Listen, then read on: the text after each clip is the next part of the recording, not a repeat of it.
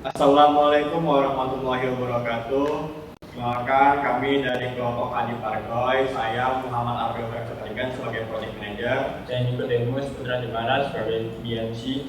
Saya Hadi Sugesta sebagai Hardware Engineer. Saya Farul Mandraki sebagai Software Engineer. Saya Muhammad Rafiq Sandia Pratika sebagai Data Analysis. Sini saya akan menjelaskan tentang infografik saya, yaitu kualitas kendaraan menggunakan GPS Tracker. GPS Tracker sendiri adalah alat elektronik yang berfungsi untuk mengetahui posisi atau lokasi suatu kendaraan secara real time. Alat ini bekerja dengan menerima sinyal dari satelit GPS, lalu mengirimkan data dan lokasi tersebut ke pengguna melalui koneksi internet. Di bagian tengah di sini bisa dilihat adalah rangkaian GPS-nya. Rangkaian ini terdiri dari modul GPS yang berfungsi menangkap koordinat lokasi lalu dihubungkan ke microcontroller untuk mengolah data sebelum dikirim ke sistem pemantauan. Informasi yang akan ditampilkan dari sistem ini adalah koordinat dan lokasi terkini, sehingga kita bisa mengetahui posisi kendaraan secara akurat dan langsung melihat lokasi di peta. Untuk alat dan bahan, sistem ini menggunakan ESP32 sebagai pengendali utama dan Arduino IDE untuk pemrograman sebagai tempat penyimpan dan pengolahan kode, serta Google Maps untuk menampilkan hasil lokasi kendaraan secara visual. Keunggulan dari sistem ini adalah dapat melakukan update posisi secara real time, memiliki akurasi yang cukup tinggi sehingga sekitar 2,5 meter, serta bisa diakses dari mana saja selama terhubung dengan koneksi internet.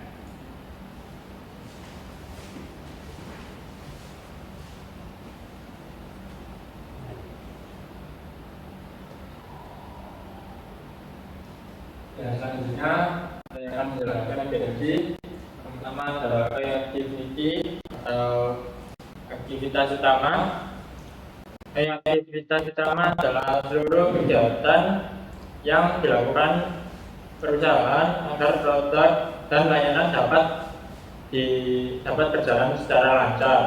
Nah, riset dan pengembangan perangkat GPS ini perusahaan melakukan penelitian secara berkala untuk meningkatkan kualitas produk seperti meningkatkan akurasi lokasi, memperpanjang tahan baterai, dan serta memperbaiki desain perangkat agar lebih kecil dan lebih praktis. Nah, selanjutnya ada produksi dan perakitan hardware. Nah, ini setelah kita desain produk selesai, perusahaan melakukan proses produksi dengan merakit berbagai komponen elektronik seperti modul GPS, kartu SIM, dan chipset. Setiap unit diuji terlebih dahulu agar tidak terjadi cacat atau kerusakan, dan sebelum dikirim ke pelanggan. Selanjutnya ada pengembangan aplikasi monitoring mobile dan web. Tim developer mengembangkan aplikasi berbasis Android atau iOS dan website agar pelanggan bisa memantau kendaraan. Berbagai perangkat aplikasi ini dilengkapi fitur seperti live tracking, histori perjalanan, notifikasi, dan pengaturan keamanan. Selanjutnya,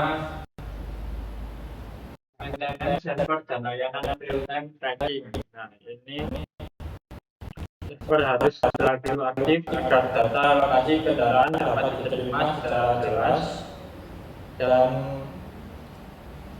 tim IT bertanggung jawab melakukan pemeliharaan sistem, backup data, dan peningkatan keamanan server agar tidak terjadi kesalahan. Dan permasalahan selanjutnya ada permasalahan dan penggunaan mitra reseller. Nah, perusahaan melakukan promosi melalui media sosial atau marketplace dan official store offline. Selain itu, perusahaan juga membina reseller agar mampu menjual produk dengan baik dan memberikan edukasi tentang penggunaan GPS tracker ini secara baik. Layanan after sales, customer support, garansi, update firmware. Nah, setelah produk terjual,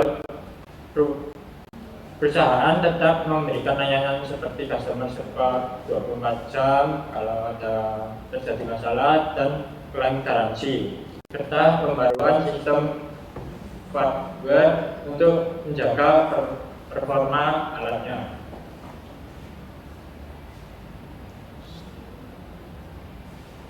Oke, ini hardware. Komponen yang kita gunakan seperti ESP32, modul GPS Neo 6M dengan versi 1.1.1, ada laptop, dan di sini hasilnya kurang seperti ini. Ini contoh nyatanya seperti ini, dan juga ada kabel jumper. Jadi ESP32 ini berfungsi sebagai otak dari proyek kami. Dan dia adalah satu jenis microcontroller di dunia ini. Setelah itu ada posisi Neo 6M.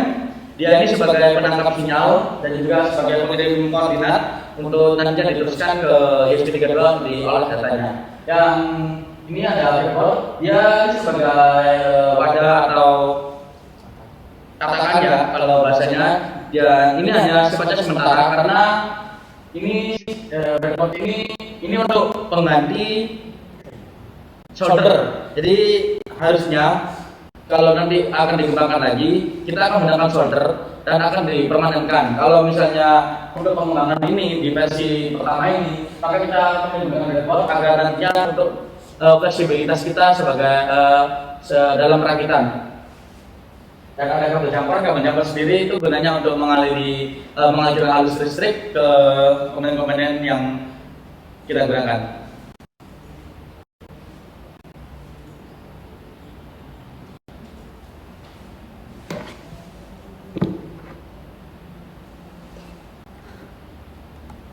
Oke, saya akan menjelaskan bagian software. Jadi pada software pada GPS ini kita menggunakan library yaitu Tailwind GPS Plus sebagai library untuk mendapatkan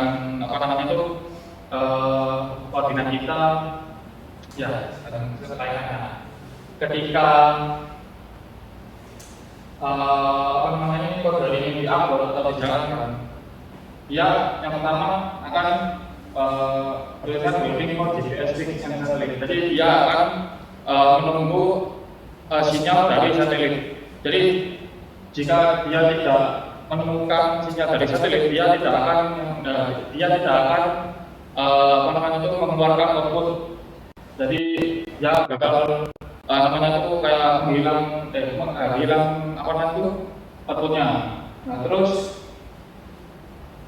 pada ini logika poin itu terdapat GPS detector check wiring. Jika GPS tidak terdeteksi cek terlebih dahulu wiringnya. Nah, pada percobaan kita kayak wiring terus solder itu mengalami yang namanya solder pada GPS yang namanya itu tidak tidak penuh dalam menutupi pinnya. Jadi kita terkena kendala pada GPS yang 6M itu dikarenakan pin pada GPS yang 6M itu tidak tertutupi sama soldernya. Nah, kemudian jika dia dijalankan dan mendapatkan sinyal, dia akan mendapatkan yang namanya latitude, longitude, kemudian ada fixed quality, satelit, altitude, speed, course, date, atau tanggal, time, waktu yang didapat. Nah, selebihnya untuk hasilnya akan dijelaskan lebih lanjut atau lebih lengkap ke data analis. Oke, jadi sebenarnya teman-teman, instruksi jadi tadi dijelaskan oleh teman saya di divisi software engineer terkait masalah pada soldernya. Nah, jadi yang di sini yang aku pegang sebelah kanan ini adalah yang gagal karena di saat kita dicoba ternyata ada solder yang tidak menyambung ke pin headernya, sehingga pada saat kita coba terjadi short dan konslet, sehingga pada saat kita nyalakan ISP-nya ini maka akan berpengaruh ke aliran listriknya dan juga antenanya menjadi kosong ya. Pada saat itu terjadi percikan api dan konslet, jadi tidak bisa digunakan kembali. Makanya untuk mengatasi hal tersebut kita sedikit merubah pola, di mana di awal kita membuat di antena ini kita ditempatkan sebelah sini, dan di modulnya ini kita tempatkan sebelah sini. Di project yang kita bawa ini yang sudah berhasil, kita merubah polanya sedikit dan juga merubah di ESP32-nya, di mana yang pada saat awal ESP32-nya masih menggunakan DevKit P2, sudah menggunakan Type-C di sini, dan ini DevKit P1 yang masih menggunakan micro USB. Seperti itu. Sedikit menambahkan, jadi pada saat upload nanti akan muncul longitude dan lain-lain. Nah, itu akan di koordinat yang ditampilkan itu akan dikirimkan ke Google Maps. Jadi kita pada pertemuan kali ini akan menggunakan Google Maps untuk mendapatkan koordinat keberadaan kita saat ini. Oke, sekarang kita akan melanjutkan demonstrasi yang akan diselenggarakan oleh rekan saya, yaitu Raffi Sandia. Ini saya sebagai data analisis akan menguji coba perangkat ini bersama rekan saya, yaitu software engineering. Baik, teman-teman, saya di sini udah sampai di ruangan terbuka supaya kita dapat sinyal yang lebih bagus. Baik, di sini saya dan rekan saya sudah melakukan uji coba dan saya mendapatkan hasil dengan teman saya, yaitu nah di sini maaf ya teman-teman, di sini agak trouble dikit, terus kita ambil aja screenshot-nya, didapat segini teman-teman. Nah di sini terdapat latitude, yaitu garis lintang utara dan selatan, dan longitude terdapat di sini, yaitu garis bujur barat dan timur. Dan di sini terdapat fixed quality, yaitu valid, berarti sinyal tertangkap oleh sinyal GPS di sini. Sinyal satelit tertangkap oleh sinyal GPS yang terdapat di GPS tracker ini. Dan di sini speednya terdapat 0,44, yaitu berarti kita sedang jalan-jalan santai aja kawan-kawan. Kita tidak menaiki motor, makanya kita tidak cepat-cepat sekali ya. Terus di sini ada course, yaitu 25 derajat, yaitu course itu sebagai derajat suhu di luar ruangan ini. Berarti cukup dingin juga ya Surabaya sekarang ya, 25 derajat sekarang.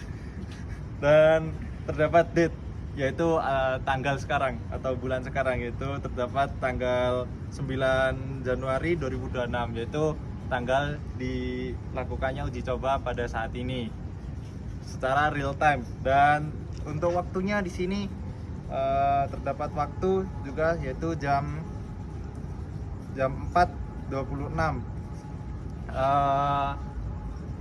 sore hari ini. Teman-teman, kalau GPS trackernya berhasil melacak lokasi kita pada saat ini, di sini terdapat LED berwarna biru, yaitu kalau berkedip-kedip seperti ini berarti berhasil. Kalau tidak ada kedipan lampu sama sekali atau LED-nya mati, berarti kita tidak berhasil untuk melacak keberadaan kita saat ini, gitu teman-teman.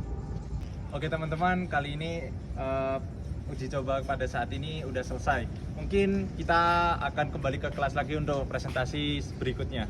Teman-teman, saya dan rekan-rekan saya sudah kembali ke dalam kelas lagi untuk menunjukkan hasil data analisis yang kita dapat di atas tadi uji coba. Nah, di sini data analisis yang kita dapat atau format yang kita dapat dari uji coba di atas tadi, yaitu di sini ada latitude atau longitude, yaitu ketinggian bujur, dan longitude ini kepanjangan Langsung.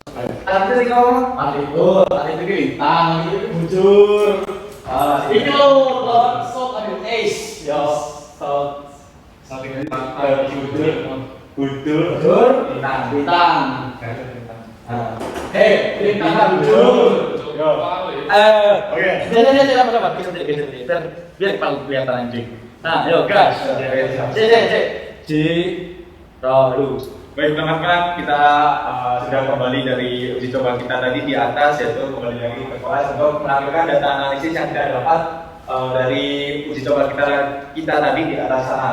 Terdapat di sini longitude dan longitude dan latitude, yaitu lintang dan bujur. Dan di sini terdapat fixed quality valid, yaitu kenapa valid? Berarti kita berhasil untuk melakukan uji coba.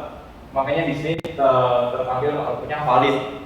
Nah, terus untuk satelitnya kita menggunakan satelit 9. Ya, begitulah. Terus altitude-nya kita terdapat ketinggiannya yaitu 33,20 meter dan speed-nya karena kita tidak memakai kendaraan bermotor dan maka di sini terdapat 0,44 km per jam dan course atau suhu kita terdapat di 25 derajat Celcius dan untuk tanggalnya sendiri sama untuk uji coba pada kali ini yaitu berada di hari Jumat 1 Januari tanggal 9 yaitu Jumat 2026. Dan untuk waktunya di sini secara real-time kita terdapat di jam 4 jam 4,26 menit.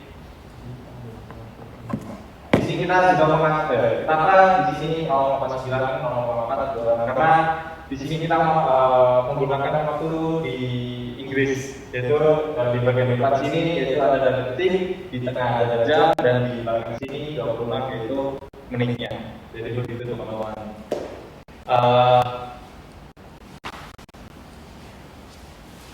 Baiklah, sekian dari presentasi kami kelompok Haji Pargoy. Kami, jika ada salah kata, mohon dimaafkan. Wassalamualaikum warahmatullahi wabarakatuh. Waalaikumsalam warahmatullahi wabarakatuh.